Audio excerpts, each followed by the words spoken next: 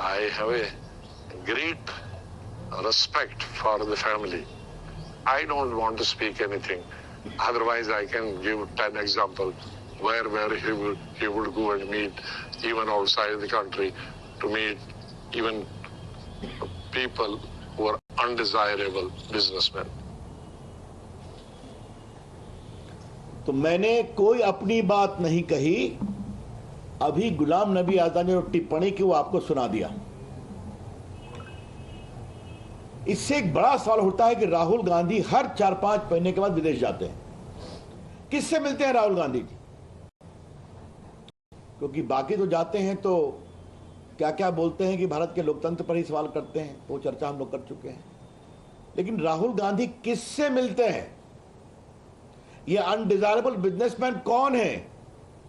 ये देश जरूर जानना चाहेगा और हम चाहेंगे कि ये बात सच्चाई देश के सामने आनी चाहिए कि राहुल गांधी जी जब भी विदेश जाते हैं तो किस तरह के अनडिजायरेबल एलिमेंट से, बिजनेसमैन से, अवांछनीय बिजनेसमैन से वो मिलते हैं और उनके मिलने का एजेंडा क्या होता है। और दूसरा सवाल ये उठता है कि जब भी राहुल गांधी विदेश से भारत लौटते हैं तो उनका और हमला तेज हो जाता है। जरा शांत रहिए।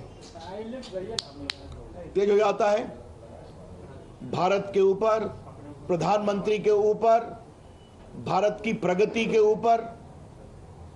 आज राहुल गांधी जी ने पिछले 9 साल में भारत की विकास यात्रा में एक भी अच्छे शब्द नहीं कहे।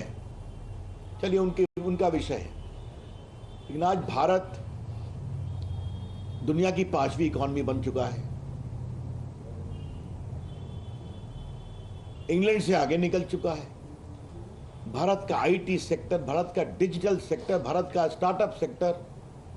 याद करिए कि जब कोरोना काल में मेड इन इंडिया वैक्सीन ने दुनिया में अपना परचम लहराया तो उसका भी विरोध कर रहे थे कि कौन सी वैक्सीन है।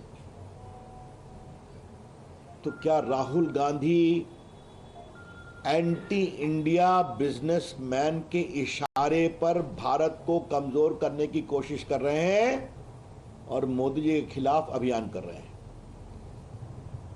मैं फिर कहूंगा, ये अनडिजायरेबल बिजनेसमैन विदेश में कौन है? और जब भी राहुल गांधी उनसे मिलकर आते हैं तो भारत के खिलाफ, मोदी जी के खिलाफ, भारत की विकास यात्रा के खिलाफ उनकी जबान और तल्ख हो जाती है। ही बिकम्स मोर एग्रेसिव। तो कहीं ना कहीं भारत की अंतर्राष्ट्रीय छवि को कमजोर करने के मामले में जो इस तरह के अनडिजायरेबल बिजनेसमैन विदेश में काम कर रहे हैं, राहुल गांधी उनके साथ तो काम नहीं कर रहे हैं। इसीलिए कोई भी बात करें, स्टार्टअप तो मजाक करेंगे, भारत का मेड इन इंडिया वैक्सीन जो दुनिया में 80 देशों में गया उसका मजाक बनाएंगे, लॉकडाउन का मजाक बनाएंगे, भारत की आर्थिक प्रगति का मजाक बनाएंगे और बाकी बात कहते हैं।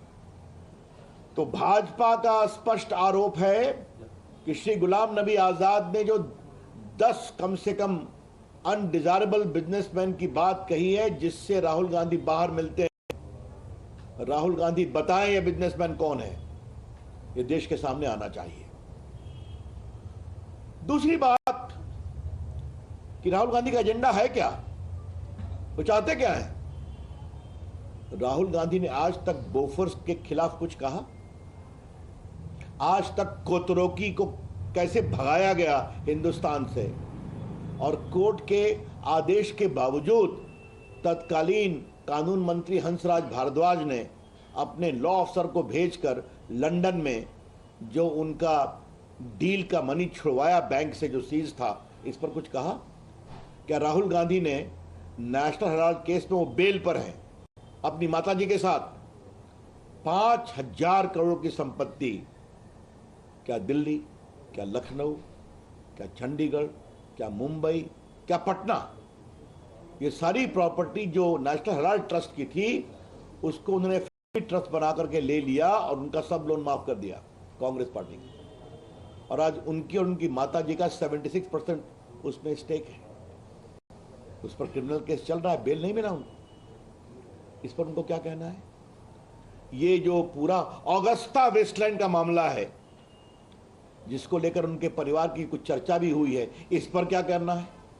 बाकी मैं 2G और कोयला घोटाला और कॉमनवेल्थ और आदर्श कॉपरेटिव की चर्चा तो कर चुके हैं, लेकिन ये जो पूरी बातें सामने आ रही हैं, राहुल गांधी इस पर कुछ नहीं बोलते।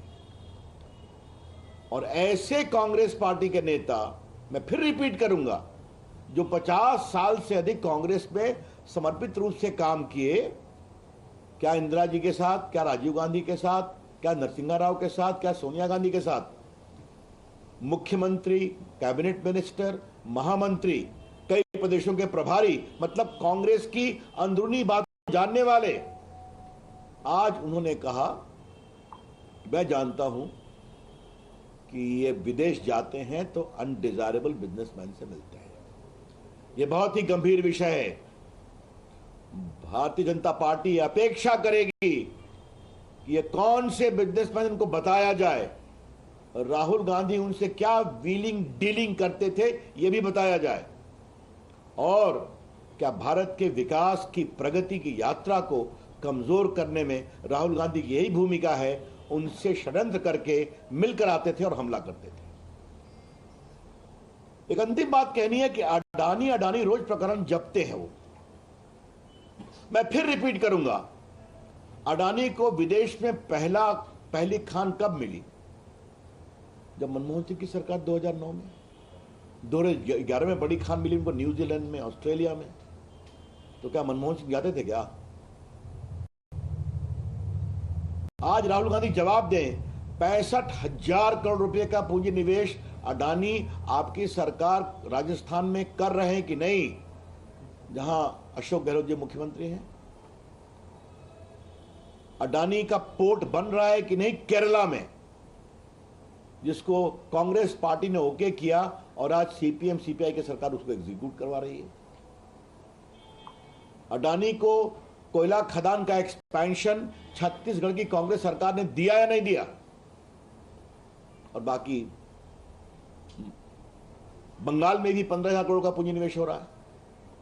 तो राहुल गांधी कुछ नहीं बोलते हैं इस पर, आज तक जवाब नहीं देते हैं, और खाली झूठ बातें करना, बेबुनियाद आरोप लगाना उनकी फितरत बन गई है। इसके हम बहुत भर्त्सना करते हैं।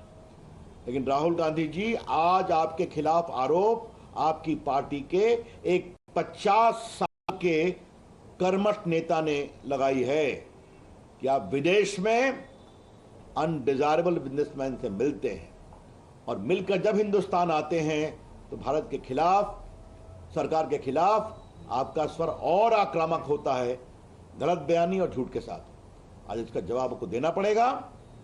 मैं राहुल गांधी की इस पूरे आचरण की बहुत भर्त्सना करता हूं, और आज जिम्मेवार स्रोत से इसके प्रमाण मिले हैं कि राहुल गांधी भारत विरोधी ताकतों के खिलाफ के साथ विदेश में काफी सक्रिय रहते हैं।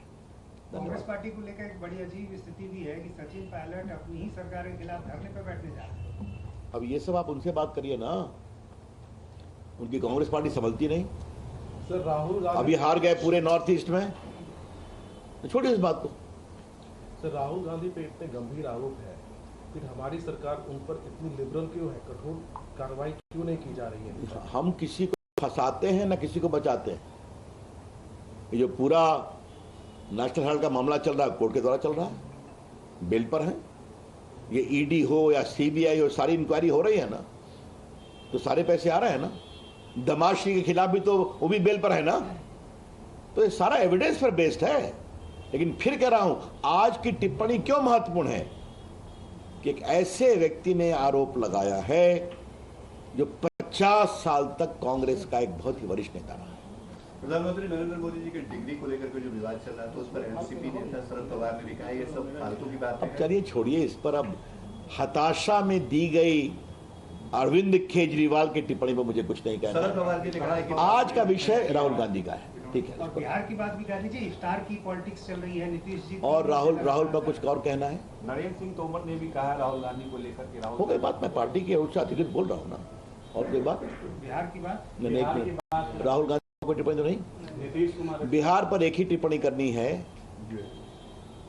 नीतीश कुमार जी लोकतंत्र लोकलाज से चलता है और लोकलाज का यह भी तकाजा होता है कि रामनवमी की शोभा यात्रा भी निकले, ताजिया भी निकले, मुहर्रम भी निकले, नवरात्रि भी हो, शिवरात्रि भी हो।